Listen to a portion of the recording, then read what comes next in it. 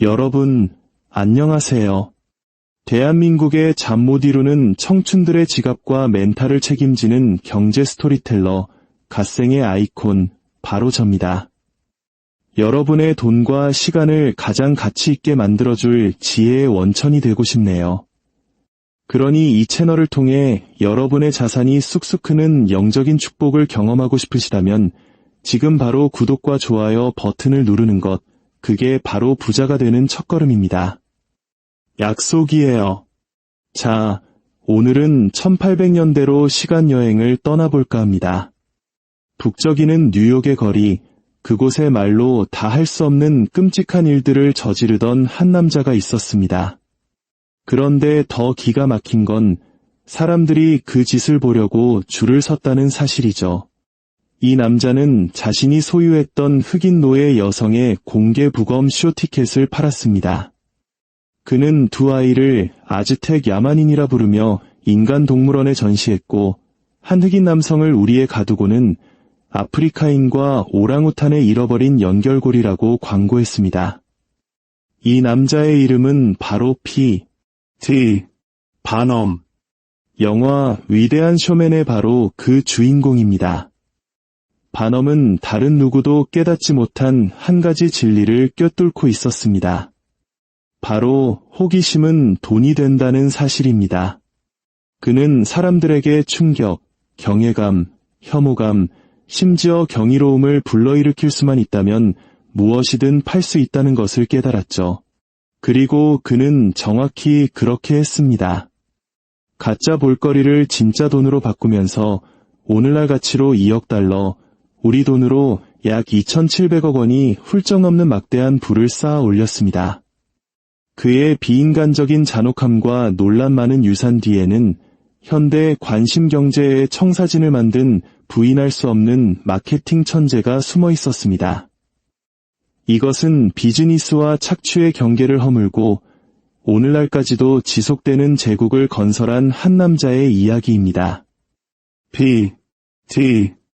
바넘은 다른 누구보다 먼저 관심이야말로 인간이 소유할 수 있는 가장 큰 자산임을 이해했습니다. 그렇다고 그가 돈을 함부로 쓴 건 아니었어요. 그는 현금 흐름을 아주 영리하게 관리했습니다. 신중하게 투자하고 필요할 때는 아주 검소하게 살았죠. 그러다 진짜 잠재력이 보이면 과감하게 리스크를 감수했습니다.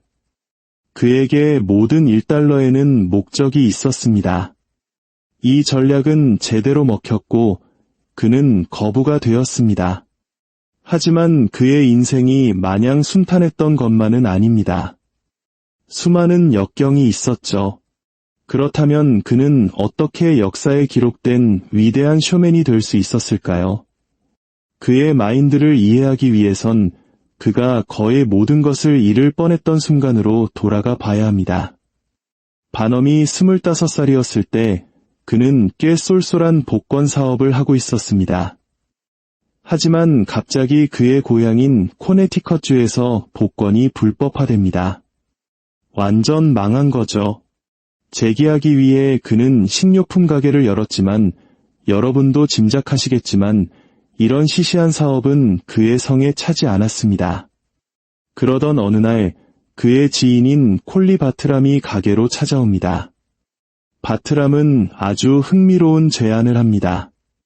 기이하고 미스터리하며 어쩌면 돈이 될지도 모르는 상품에 대한 이야기였죠. 바로 161세의 여성 조이스 헤스에 대한 것이었습니다. 네, 잘못 들으신 거 아닙니다. 161세. 조선시대로 치면 숙종 때 태어난 할머니가 살아있다는 겁니다. 바트람은 이 여성이 미국 초대 대통령 조지 워싱턴의 유모였다고 주장했습니다. 아기 워싱턴을 품에 안고 자장가를 불러주던 그녀가 그 이야기를 들려주기 위해 아직 살아있다는 거였죠. 대부분의 사람들은 코웃음을 쳤겠지만 바넘의 눈에는 달러 기호가 보였습니다. 그 이야기가 진짜인지는 중요하지 않았습니다. 팔릴 것인가가 중요했죠. 그는 당시로서는 상당한 거금이었던 $1,000를 박박 긁어모아 조이스 헤스의 전시권을 사들입니다. 그리고 작가들을 고용해 선정적인 신문 광고를 만들고 공연장을 빌려 사람들이 우리 사랑스러운 아기 조지에 대한 헤스의 이야기를 들을 수 있게 했습니다. 몇 달 만에 수천 명의 사람들이 25센트씩 내고 그녀를 보러 왔습니다. 사람들은 그 이야기를 믿든 안 믿든 이 거대한 쇼, 이 스펙터클의 일부가 되고 싶어 했습니다. 하지만 조이스 헤스에 대한 이 환상적인 이야기 뒤에는 훨씬 더 어두운 진실이 숨어 있습니다. 이야기는 잠시 후에 다시 하도록 하죠. 이 폭발적인 반응은 단순한 마케팅 성공이 아니었습니다. 바넘에게 진실과 환상의 경계를 얼마든지 흐리게 할 수 있다는 확신을 주었죠. 평범한 것을 가져다가 재치 있는 말과 거창한 약속만으로 잊을 수 없는 볼거리로 바꿀 수 있다는 걸 깨달은 겁니다. 사람들은 이를 바넘하다라고 불렀습니다. 어떤 이들은 그의 창의적인 재능에 감탄했고 다른 이들은 그의 과장을 경멸했습니다. 하지만 그를 좋아하든 싫어하든 한 가지는 분명했습니다. 바넘은 군중을 사로잡는 법을 알았습니다. 그는 스스로 사기꾼의 왕자라는 칭호를 자랑스럽게 여겼습니다. 그는 과대 광고를 예술의 경지로, 쇼맨십을 제국으로 만들었습니다. 그의 명성이 높아지면서 그에 대한 소문도 무성해졌습니다.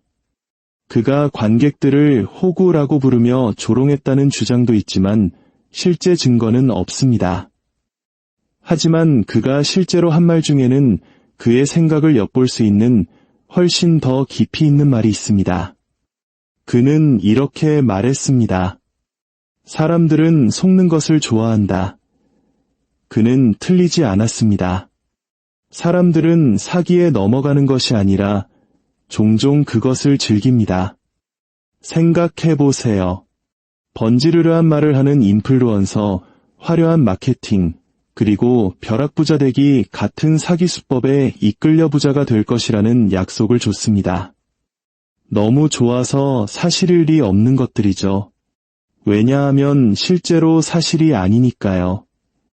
1800년대 이후로 이런 면에서는 거의 변한 게 없다는 게 참 아이러니하죠. 어쩌면 바넘이야말로 원조 소셜미디어 인플루언서 아니었을까요? 요즘 유행하는 코인 사기, 가짜 비즈니스 구루, 이 투자만 하면 대박이라는 말들. 이게 다 현대판 험버그, 즉 사기입니다. 바넘의 쇼가 성공한 이유도 바로 이것입니다. 그는 희망과 탐욕이 섞이면 사람들이 기꺼이 의심을 거둔다는 것을 알았습니다. 오늘날의 금융세계는 그의 말이 옳았음을 몇 번이고 증명하고 있죠. 하지만 바넘의 이런 기만적이고 조종적인 특성은 그의 성장 배경만 봐서는 쉽게 이해하기 어렵습니다. 그는 부유하거나 특권층으로 태어나지 않았습니다. 1810년 7월 코네티컷주의 작은 마을 베델에서 태어났죠. 그의 가족을 포함한 마을 사람들은 소박하게 살았습니다. 열심히 일하고 아낄 수 있는 만큼 저축하며 아들인 바넘도 그렇게 살기를 바랐습니다. 하지만 바넘의 가슴 속에는 불길이 타오르고 있었습니다. 그는 단순히 돈을 많이 버는 것을 넘어 자신의 이름을 세상에 알리고 싶어 했습니다. 그의 인생에 큰 영향을 준 인물은 외할아버지인 피니어스 타일러 시니어였습니다. 그는 사업가도 학자도 아닌 동네 최고의 장난꾸러기였습니다. 인생은 지루하게 살기엔 너무 짧다고 믿으며 정교한 장난을 치는데 시간을 보냈죠. 바넘은 이 모든 것을 스펀지처럼 흡수했습니다. 사람들이 예상치 못한 것을 얼마나 좋아하는지, 웃고 놀라는 것을 얼마나 즐기는지를 직접 목격했습니다. 그리고 그것을 제공할 수만 있다면 사람들은 계속해서 다시 찾아올 것이라는 걸 깨달았죠. 하지만 어린 시절의 장난은 영원히 계속될 수 없었습니다. 15살 때 그는 훨씬 더 가혹한 현실에 내던져집니다. 아버지가 돌아가시자 반엄에게는 슬퍼할 시간조차 없었습니다. 그는 가장이 되어야 했습니다. 어머니와 5명의 동생들을 부양하기 위해 그는 돈이 되는 일은 무엇이든 했습니다. 처음에는 잡화점을 운영했고 뉴욕시에서 바와 스테이크하우스를 열기도 했습니다.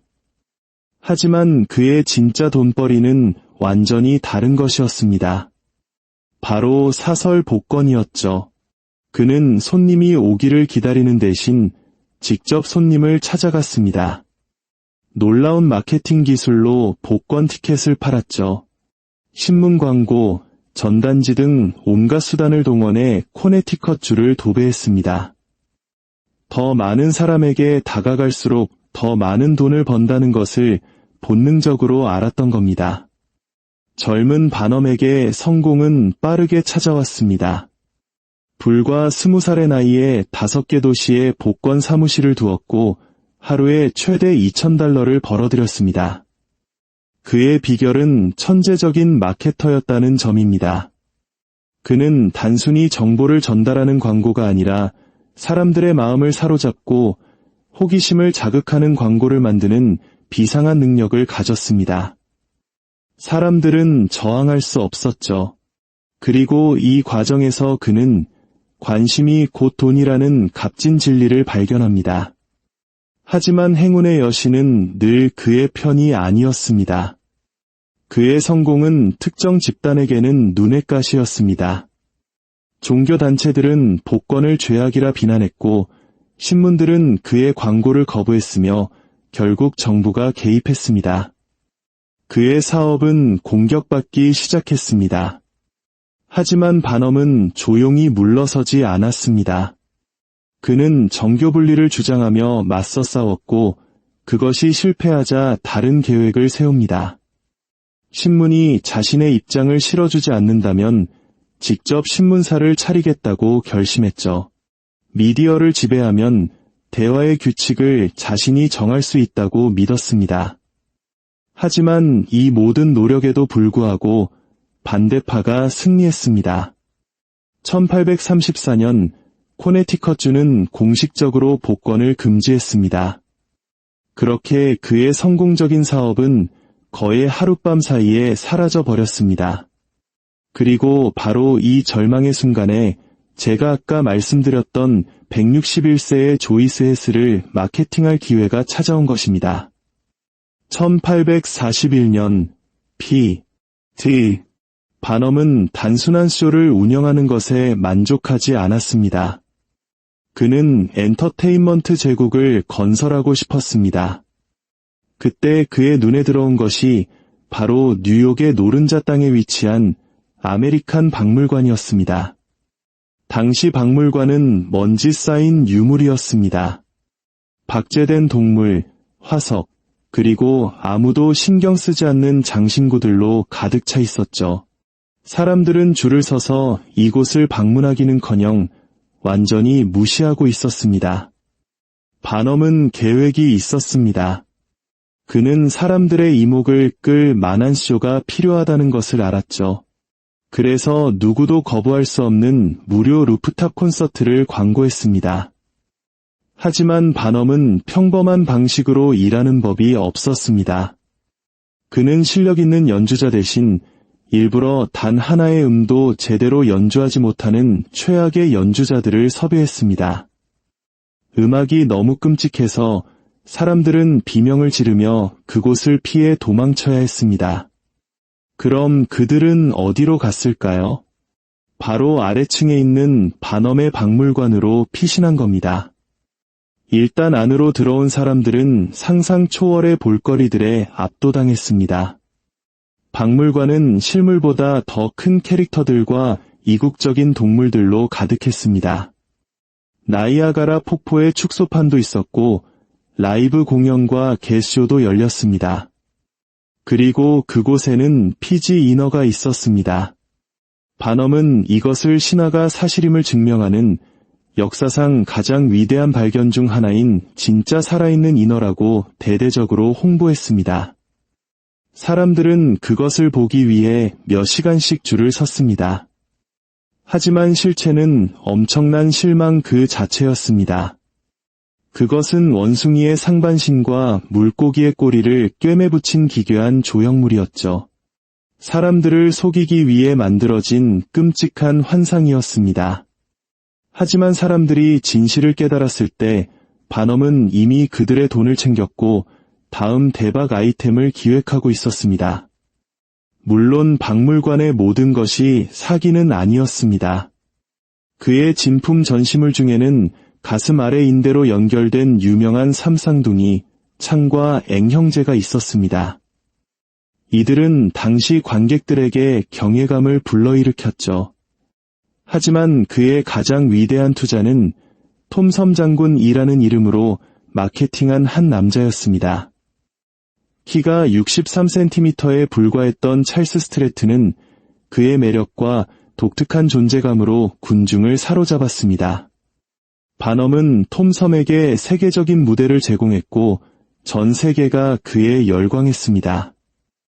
이후 몇 년 동안 반엄은 톰섬을 보기 위한 티켓 2천만 장을 팔았습니다. 그는 에이브러햄 링컨 미국 대통령을 위해 공연하기도 했습니다. 반엄과 톰섬이 가는 곳마다 수천 명의 사람들이 그를 한 번이라도 보기 위해 거리를 가득 메웠습니다. 그는 단순한 미국 내 현상이 아니었습니다.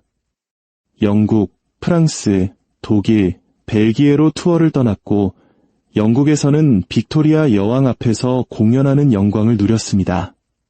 돌아오는 길에는 쿠바에 들르기도 했죠. 모든 도시에서 극장, 왕궁, 심지어 귀족들을 위한 개인 공연까지 공연장은 인산인해를 이루었습니다. 반엄은 톰섬에게 나폴레옹, 그리스 전사, 심지어 성경에 나오는 삼손의 옷을 입혔습니다. 대중은 그를 숭배했습니다. 포스터에는 그를 세상이 낳은 가장 놀랍고 유쾌한 경이로움이라고 칭송했습니다. 투어가 끝날 무렵 톰섬은 세계적인 아이콘이 되었고 반엄은 또다시 해냈습니다. 그는 호기심을 현금으로 바꾸는 연금술사였습니다.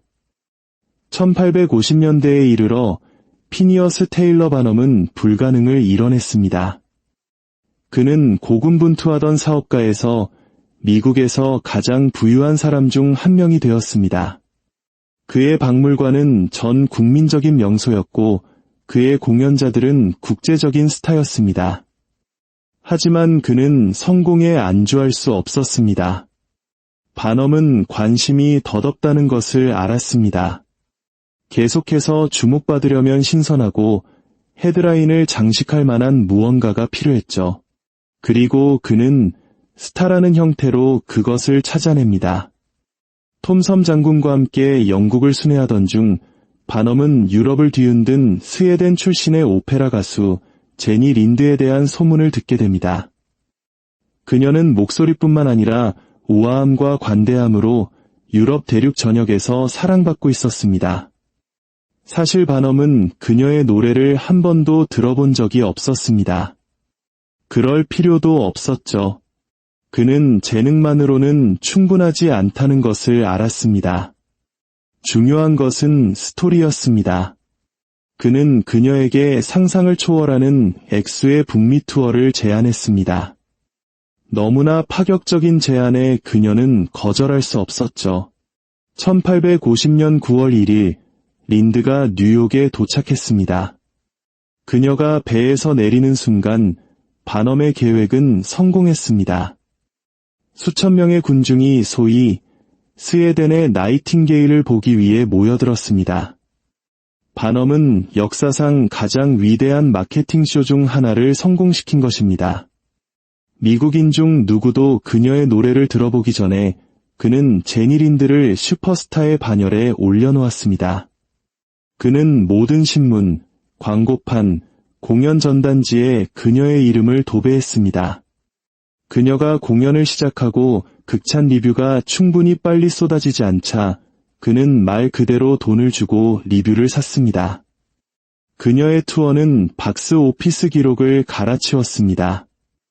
하룻밤 사이에 반엄은 미국에서 누구도 해내지 못한 일을 해냈습니다. 그는 오페라를 주류 문화로 만들었고 한 가수를 전설로 그리고 자신을 훨씬 더 큰 부자로 만들었습니다. 그녀의 목소리는 이전의 누구와도 비교할 수 없을 정도로 관객을 사로잡았습니다. 모두가 그녀를 일생에 한 번 나올까 말까 한 재능이라고 믿었습니다. 반엄조차도 이를 인정해야 했습니다. 불과 몇 번의 콘서트 후에 그는 그녀의 계약을 재협상하여 훨씬 더 좋은 조건을 제시했습니다. 그녀의 투어는 거침이 없었고 모든 쇼가 매진되었습니다. 9개월 후 모든 것이 끝났을 때 그는 오늘날 가치로 무려 2,100만 달러, 약 280억 원에 달하는 엄청난 돈을 벌어들였습니다. 반엄은 제니 린드를 스타덤에 올렸고 사람들은 그녀의 모든 것을 원했습니다. 그녀의 이름은 마케팅의 황금알을 낳는 거위가 되었습니다. 여성들은 린드 스타일의 모자를 썼고 아이들은 제니 린드 종이 인형을 가지고 놀았습니다. 오페라 안경, 악보, 심지어 씹는 담배까지 모든 것에 그녀의 얼굴이 새겨졌습니다. 이 열풍은 결코 식지 않았습니다. 오늘날에도 부모들은 160년 된 마케팅 유산의 일부라는 사실도 모른 채 아기들을 위해 제니 린드 아기 침대를 구매하고 있습니다. 이제 반엄은 무대를 정복했습니다. 그는 엔터테인먼트 세계를 지배했고 그 과정에서 소수만이 필적할 수 있는 부를 쌓았습니다. 하지만 이제 그는 스포트라이트를 넘어서는 유산을 원했습니다. 그래서 정치에 뛰어들었습니다. 그는 코네티컷주 브리지포트의 시장이 되어 자신의 사업을 더 위대한 무언가로 향하게 했습니다. 그는 도시에 새로운 산업을 유치하고 지역 경제를 활성화했습니다. 심지어 노동자 계층 가정을 위한 더 나은 삶의 비전을 제시했습니다. 부자들만의 전유물이었던 주택 소유를 평범한 노동자들이 매우 낮은 이자율과 장기 상환으로 집을 살 수 있는 시스템을 만들었습니다. 그는 이외에도 몇 가지 관대한 기부를 했습니다. 오늘날 지역사회의 소중한 휴식처가 된 시사이드 파크의 부지를 기증했죠. 1850년대 초 그는 도시계획이라는 새로운 종류의 투자에 눈을 돌렸습니다. 그는 이스트 브리지포트에 막대한 투자를 하여 번성하는 공동체로 탈바꿈시켰습니다. 다리, 도로, 공원을 건설했죠. 반엄의 선구적인 전략은 지역사회를 발전시켰을 뿐만 아니라 그 자신의 투자 가치도 높였습니다. 그는 긍정적인 영향을 미치면서 사업을 성장시키는 방법을 찾았고 이를 수익성 있는 자선이라고 불렀습니다. 하지만 이스트 브리지포트에 대한 그의 거대한 비전에는 막대한 자금이 필요했습니다. 자금을 조달하기 위해 그는 엄청난 돈을 빌렸습니다. 너무 많이 빌렸죠. 1855년 스펙터클의 제국을 건설했던 남자는 파산이라는 자신만의 악몽에 직면하게 됩니다.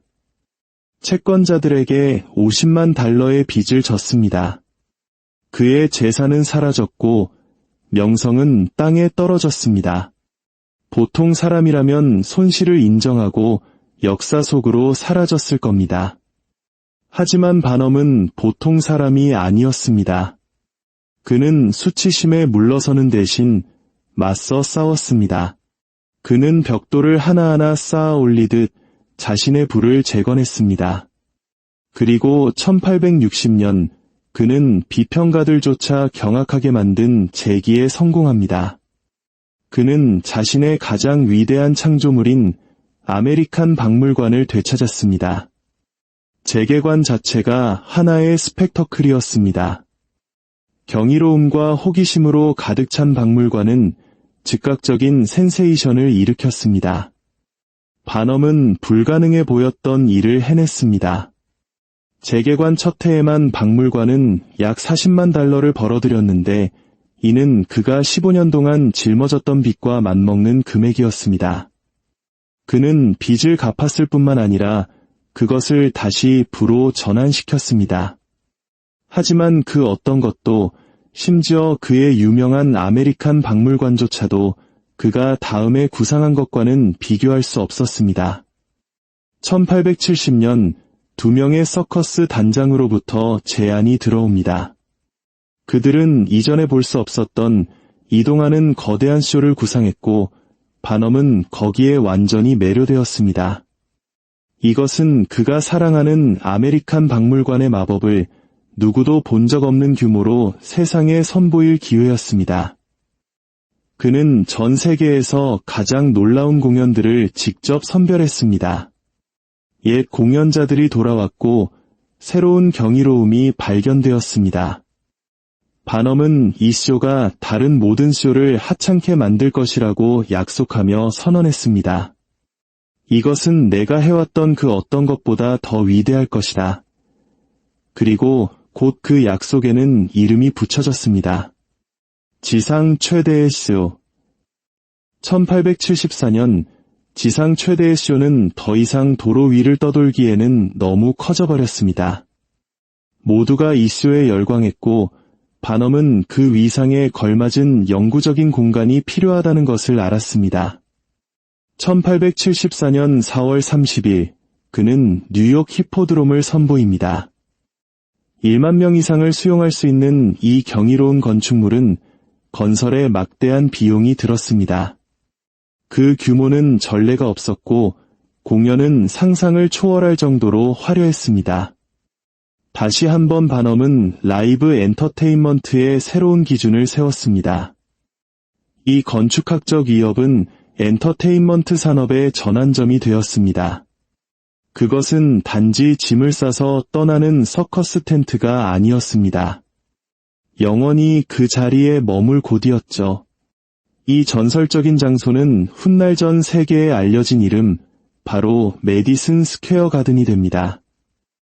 수많은 우여곡절을 겪으며 돈을 벌고 즐겼던 바넘은 이제 자신의 부를 쌓은 방법을 공유할 위치에 올랐습니다. 1880년 그는 돈 버는 기술이라는 책을 집필합니다. 이 작은 걸작은 놀라울 정도로 현대적인 방식으로 부의 축적 원리를 설명합니다. 그는 20개의 짧은 장을 통해 실용적인 지혜와 두려움 없는 추진력을 결합한 규칙들을 제시했습니다. 그는 유명한 말을 남겼습니다. 돈은 어떤 면에서 인생의 불과 같다. 훌륭한 하인이지만 끔찍한 주인이기도 하다. 그는 돈을 불에 비유했습니다. 조심스럽게 다루면 당신을 따뜻하게 해주고 놀라운 것을 만드는 데 도움이 되지만 통제력을 잃으면 모든 것을 태워버릴 수 있다는 의미였죠. 탐욕, 충동, 두려움이 우리를 지배하는 순간 우리는 모든 것을 잃게 됩니다. 그의 인생이 보여주듯 바넘은 이 사실을 너무나 잘 알고 있었습니다. 물론 그의 삶의 방식이 완벽했던 것은 아닙니다. 그의 위험한 베팅 중 일부는 그에게 부메랑이 되어 돌아왔습니다. 하지만 각각의 실패는 그에게 귀중한 교훈을 주었고 그의 여정을 형성하는 데 도움이 되었습니다. 그의 조언은 오늘날에도 유효합니다. 분수에 맞게 생활하고 현명하게 투자하며 똑똑한 리스크를 감수하라는 그의 아이디어는 오늘날의 어떤 비즈니스 블로그에서나 볼 수 있는 조언과 같습니다. 이제 그의 유산이 완성되었고 바넘은 그의 마지막 도전을 준비했습니다. 81세에 가까워진 그는 자신의 마지막 해가 될 것이라는 것을 아마 알고 있었을 겁니다. 죽음이 다가오는 순간에도 그는 쇼맨이었습니다. 코네티컷의 저택에 누워 그는 특이한 요청을 합니다. 자신의 부고 기사를 미리 읽고 싶다는 것이었죠. 한 뉴욕 신문사가 그의 요청에 응해 그가 자신의 마지막 리뷰를 즐길 수 있도록 부고를 일찍 게재했습니다. 그리고 2주 후 그는 숨을 거두기 전 마지막 질문을 던졌습니다. 오늘 박스오피스 수입은 어떻소? 마침내 막이 내렸고 세상은 슬퍼했지만 전설은 계속 살아남았습니다. 런던 타임스는 그의 부고를 가장 잘 표현했습니다. 그는 쇼맨이라는 직업을 거대한 규모로 창조했다. 그의 이름은 이미 속담이 되었고 앞으로도 그럴 것이다. P.T. 바넘은 단순한 엔터테이너가 아니었습니다. 그는 심리학이 과학이 되기 훨씬 전부터 인간의 심리를 꿰뚫어 본 위대한 마케팅 천재였습니다. 브랜드들이 홍보회사와 소셜미디어 기믹에 의존하기 전에 바넘은 오늘날의 마케팅을 형성한 기술들로 대중의 인식을 조종하고 있었습니다. 그의 가장 유명한 전략 중 하나는 홍보 스턴트, 즉 어그로 끌기였습니다. 그는 사람들이 구경거리를 참지 못한다는 것을 알고 그것을 제공했습니다. 재미있는 예를 하나 들어볼까요? 그는 서커스 코끼리에게 코네티컷에 있는 자기 집 앞마당을 쟁기질하게 했습니다. 지나가는 기차의 통근자들의 시선을 끌기 위한 노력이었죠.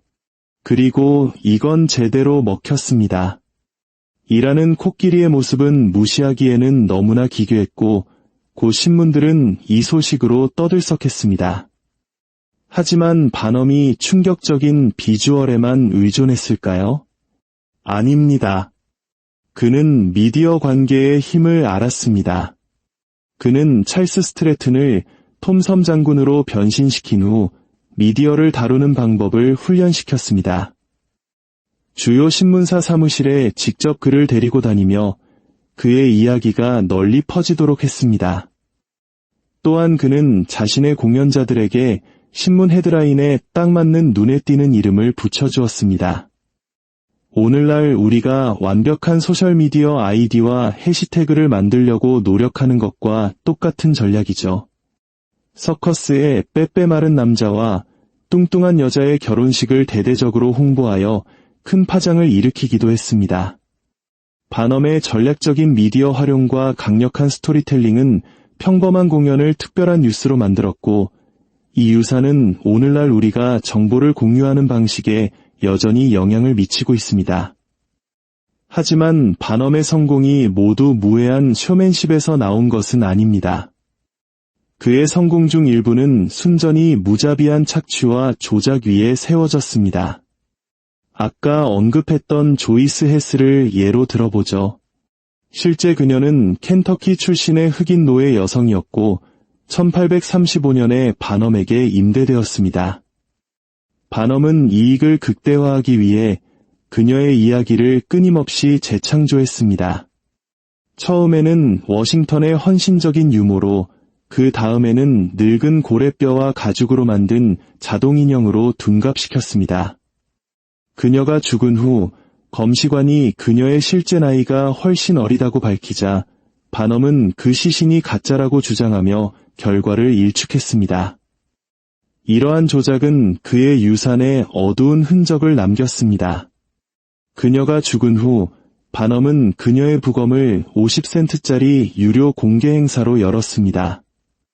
죽음조차도 착취의 도구로 삼은 것입니다. 피네드 집으로 불린 윌리엄 헨리 존스는 우리에 갇혀 아프리카인과 오랑우탄의 잃어버린 연결고리로 전시되었습니다. 그는 또한 아즈텍 어린이 2명을 자신의 박물관에 있는 인간동물원에서 공개했습니다. 이 모든 행위는 호기심을 자극하고 이익을 창출하기 위해 고안되었습니다. 바넘은 노골적인 인종차별과 다르다고 여겨지는 사람들에 대한 착취에 의존하는 이야기들로 자신의 제국을 건설했습니다. 그는 진짜 인간의 고통을 상품으로 만들었습니다. 동물에 대한 그의 처우도 마찬가지로 잔인했습니다. 서커스 동물들은 고통받았고 코끼리들은 뜨거운 부직갱이로 코를 찔리는 훈련을 받았습니다. 그는 심지어 흰돌고래 2마리를 지하실 수조에 가두었고 그들은 며칠 만에 죽었습니다. 그의 서커스는 이제 역사가 되었지만 그 잔인함의 유산은 여전히 남아있습니다. 바넘의 이야기는 화려한 도박과 도덕적 실수의 롤러코스터와 같습니다. 그는 스타들을 탄생시켰지만 그의 유산은 논란과 비인간적인 행동으로 얼룩져 있습니다. 오늘날의 교묘한 코인 사기와 바이럴 마케팅의 세계는 스펙터클에 기반한 사기라는 반엄 시대의 모습을 그대로 반영하고 있습니다. 어쩌면 반엄의 유령은 21세기 디지털 세상에서 여전히 우리 곁을 맴돌고 있는 건 아닐까요? 이 질문을 여러분께 던지면서 오늘 이야기를 마치겠습니다. 이 영상이 흥미로우셨다면 댓글에 달러 이모티콘 하나 남겨주시고 아직 안 하셨다면 구독과 좋아요 잊지 마세요. 시청해주셔서 정말 감사합니다. 다음 영상에서 뵙겠습니다.